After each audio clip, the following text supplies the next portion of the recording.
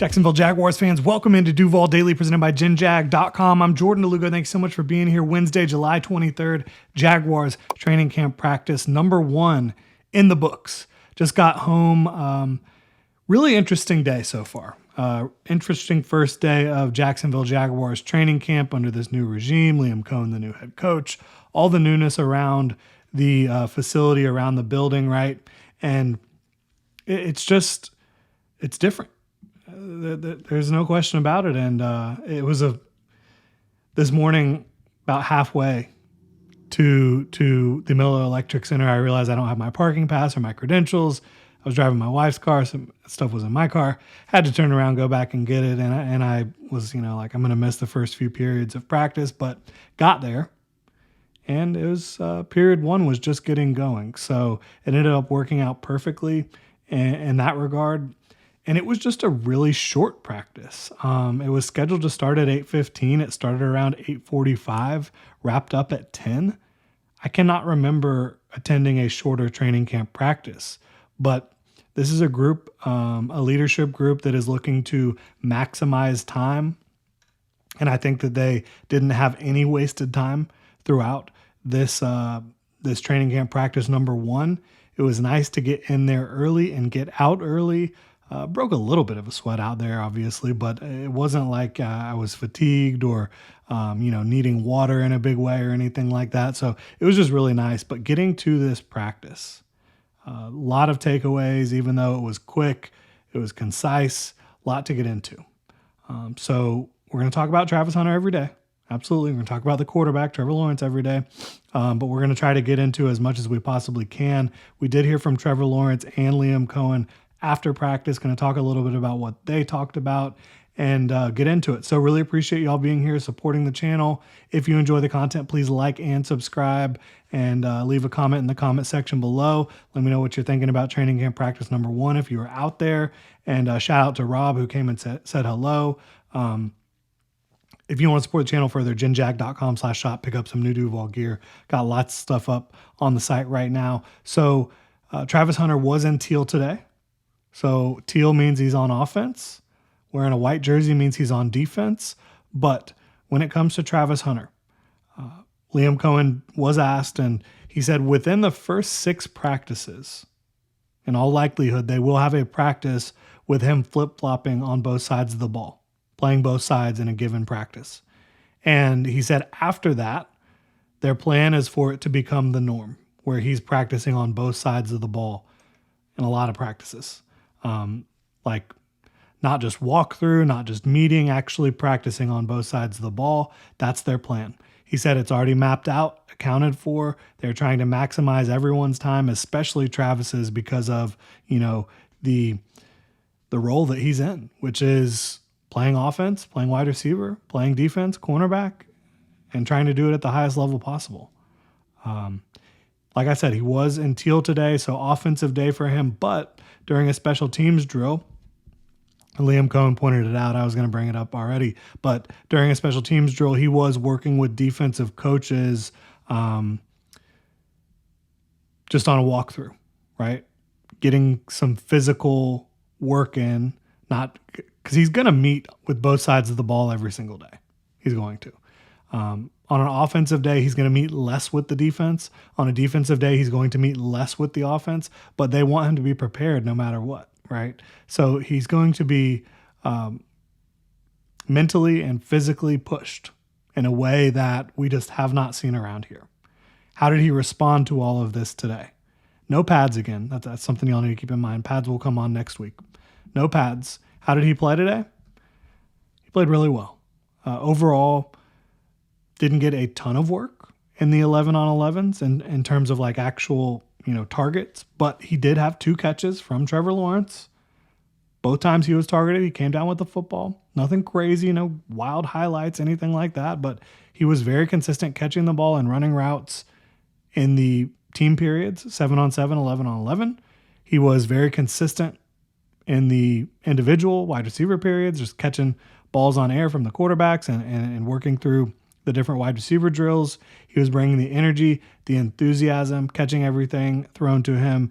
And one like specific note about him, kind of the energy he brought when there was a period of team where the starting offense is coming back onto the field and he gets out there and he is dapping up every single person on the offensive side of the ball. Quarterback, other receivers, running back, the entire offensive line, tight end, right? Everybody. So I just thought that was cool, getting everybody fired up. So Travis Hunter, very short practice, quick, concise, focused. He had a good day one. There was not a single route. A lot of people were talking about like his inability to run routes earlier this spring, summer. Nothing of note in that regard at all. Now we will go through some more of my notes. We'll talk about what I saw 11 on 11, 7 on 7, and then get into Trevor Lawrence's day specifically. Mason Smith was seen off to the side riding the bike. He did have a compression sleeve on his, I believe it was his right lower leg. I'm not allowed to speculate on what his injury is. The Jaguars have not disclosed what his injury is. He was placed on the active/PUP, which means he can be activated at any time during training camp. Liam Cohen said it's not a major issue. It's a little precautionary. Like if he had to play a game this upcoming week, could he play? Maybe. He might be able to, right? So it's not something that they're worried about long term. It's just a little thing that's going to hold him out a little bit, but how long? We don't know. Again, he can be activated or not activated because he's still on the active roster, but he can be removed from the PUP list, physically unable to perform list, at any time during training camp. The thing is, though, if they remove him from that, they can't place him back on the PUP without losing him for the season. So once he comes off, he's got to be good to go.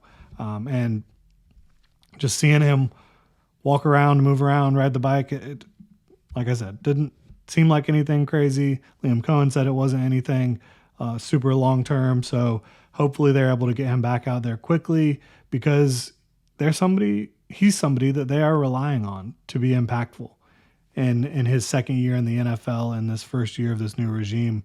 Like I said, this was an insanely short practice, like an hour and 15 minutes from period 1 to I think it was period 10. Cohen said, regarding the practice from a holistic point of view, it was a back and forth day. So that's good. He said, you want the offense making plays, you want the defense making plays. They were focused today more on alignment and assignment. That's what they're going to be focused on probably for this week, making sure that they're mentally getting the job done. I asked him about the shape physically that the team came back, and he said he's very pleased with the shape of everyone. Physically, they had a conditioning test, and he's happy with that. All that's good. But he also said, you're still working towards getting into actual football shape. And that's just how it's going to be every single year with training camp. But he's happy with the shape. Like if you have to get into good conditioning shape during training camp, that's a problem. He feels like they came back in great conditioning. Now it's about working towards actual football shape. So he was happy with that. And with every answer he had, I highly encourage y'all to go watch his press conference and Trevor Lawrence's press conference. He is so thoughtful. It's just very clear that he puts a lot of thought into every aspect of being the head coach of this football team, every aspect of this organization. And I think that's a really good thing. One thing that he was really focused on is, and they have been focused on, we've talked about the footwork with Trevor Lawrence and making sure that his feet are in a position from a timing and rhythm and cadence standpoint to where he is ready to release the ball and go through his progressions efficiently. They've also been focusing on weaponizing the eyes, using your eyes, using your head to create bigger openings, bigger windows to throw the football to, right? Or through. And that's something they've been highly focused on. I asked Trevor about that. He said it has been a big focus. It is something that can absolutely help you out. Like we said, opening up windows, opening up bigger throwing lanes, manipulating the defense with your eyes. He said when you're not taught about it, when it's not an emphasis, it's something that you can kind of forget about. A lot of quarterbacks do it, but he said, when you're not being taught and when it's not a focus, it's something you can, lose a little bit. And so to him, he's happy that it's being taught and that it's a big focus and that he's working it. So that's just another way that Trevor Lawrence can level up, and another way that this coaching staff, Liam Cohen specifically, is helping him to level up. And if that's not an indictment on the previous regime, I don't know what is. Trevor also talked about he felt like working with the guys in the offseason, some of the timing things with routes was really good today, and you wouldn't have that timing if you hadn't worked extra during the offseason, during the break.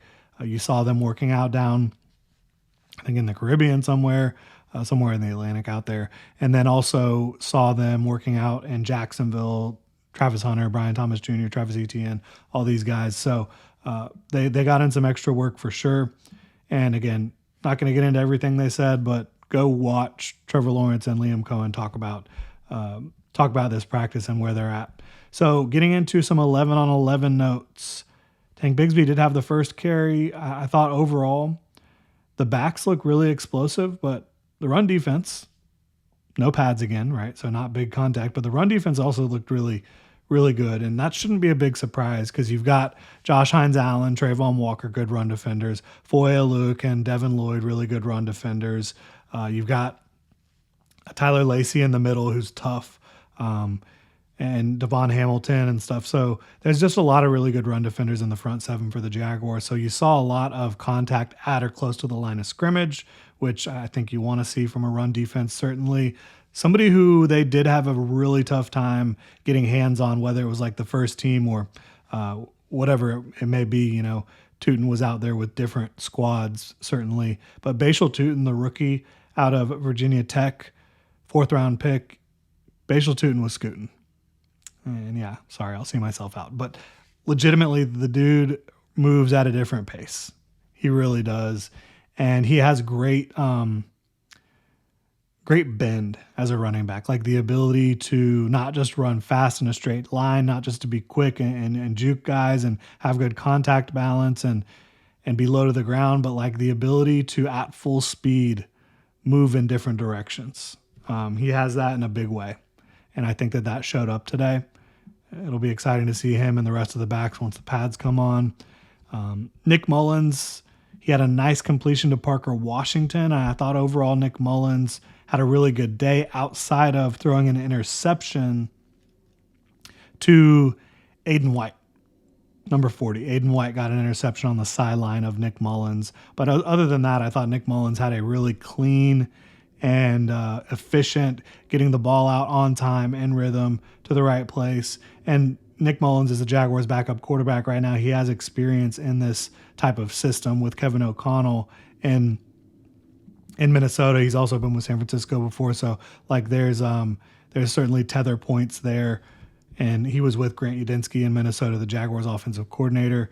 Saw Eli Pankall make a nice catch in tight coverage. A lot of people ask about him. He's somebody that I think had a nice day for himself. I thought overall Parker Washington had a really solid practice, was getting open, catching everything thrown his way. Tyler Lacey, I mentioned him. I think he got more run today because of Mason Smith, and I thought he did really well against the run specifically. Saw LaQuint Allen looking really impressive as a pass catcher out of the backfield, and that comes as no big surprise because that's kind of one of his calling cards, being somebody who can physically and mentally handle being a receiver out of the backfield and even be a receiver that can line up, in the slot out wide and also be a good pass protector in the backfield. So LaQuint Allen, nice practice. Josh Hines-Allen, big impact in the 11 on 11 team periods. I thought he was consistently in the backfield, thought that he had a would-be sack. He also had a play where he was chasing Trevor Lawrence out of the pocket, and that was a designed quarterback rollout, but he was chasing. I think Trevor Lawrence definitely got rid of the ball in time with no problem there, but Josh Hines-Allen making a big impact, no surprise. Some 7-on-7 notes. Joshua Cephas had a stretch where I think it was like 3 or 4 plays where he had a sliding drop, wanted to catch that football, but he came right back. Next play, had a catch with tight coverage against Christian Braswell with Nick Mullins at quarterback, and then He had a great full extension down the field catch, falling to the ground, kind of diving for it later on. So he had, the drop, but other than that, he made some really nice plays. So definitely a practice to build off for Josh Cephas, who's fighting for a bottom of the roster spot in Jacksonville. Hunter Long made a nice grab over the middle catch, and that was a throw from Nick Mullins. So Hunter Long siding at tight end. Now getting to Trevor Lawrence, the Jaguars starting quarterback. I am tracking his statistics reluctantly this year. I know people kind of really look for that type of stuff, and it does help you contextualize how effective or efficient the practice was. And so I thought he overall had a very good day. Now, there was one play where I don't really know what we were doing here. It was the one where he would have been sacked, and it was actually his last throw. He would have been sacked by Josh Hines-Allen, and he just kind of threw it up down the sideline and overshot his receiver, and Buster Brown should have had an interception, but he dropped it, so it wasn't an INT. There was no red zone work, so I don't think you saw any touchdown passes in this one. But overall, he was 7 of 14. He started out 7 of 10. But then you had a drop by Brian Thomas Jr. on a great throw by Trevor Lawrence, where that was the play where Josh Hines-Allen was giving chase, but Trevor was rolling out and threw it on the run, on the money, hit Brian Thomas Jr. right in the hands, right in stride, and he didn't catch it. You had a screen get blown up where Lawrence just dirted it. You had a ball that was tipped at the line, and then you had the Josh Hines-Allen would-be sack. So overall, Lawrence started out very well today, in my opinion. Again, 7 of 10 early on, including another drop. So you had De'Ami Brown drop the football. You had Brian Thomas Jr. drop the football. You had an incompletion deep down the field to De'Ami Brown, where Trevor Lawrence did take a shot. It should have been called defensive pass interference on Andrew Wingard, who was clearly there early and made a lot of contact before the ball was there. That's one of those plays you don't know how it will get called in a game, but it should have been defensive pass interference very clearly. So when you eliminate the drops, when you eliminate a sack, and when you eliminate a defensive pass interference, Trevor Lawrence had a very clean day. And I'm not trying to make excuses for him. I'm trying to provide context for how the day went, right? Started off the 11 on 11, and we're going through 11 on 11 and 7 on 7 here. Started out with a De'Ami Brown drop on a well-placed short pass. Then you had a complete pass to Brian Thomas Jr. with Buster Brown in tight coverage. Then you had a complete pass short to Travis Hunter. Then you had an incompletion to De'Ami Brown, the one deep down the field we mentioned that Andrew Wingard should have been called for defensive pass interference. Then you had another completion to De'Ami Brown, which Trevor and De'Ami continue to show some good overall chemistry for players that are working together for the first time. Had another completion to Travis Hunter, then had an incompletion to Brian Thomas Jr. short. It was a miscommunication. It looked like Trevor was expecting Thomas to be running a route that he did not run. Then you had another completion to Travis Hunter. So I guess we had actually 3 completions from Trevor Lawrence to Travis Hunter, which is great to see in the first practice. Had a tight window completion to De'Ami Brown.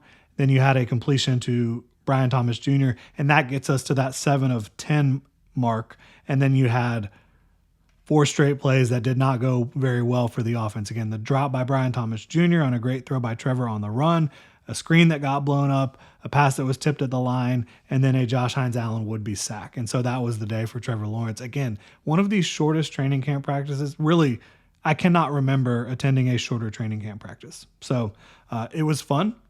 Good first day. Got my jitters, I guess, out, forgetting the press pass and the parking pass and all that. But that will not happen again tomorrow. That will not happen again for the rest of camp, hopefully. And I'm excited to get back out there on the grass tomorrow. There's practice tomorrow and Friday. The team has off on Saturday, practice back at the Miller Electric Center on Sunday. So that's the schedule for the next few days. Really appreciate y'all tuning in, supporting the channel. If you enjoy the content, please like and subscribe. Y'all have a good one.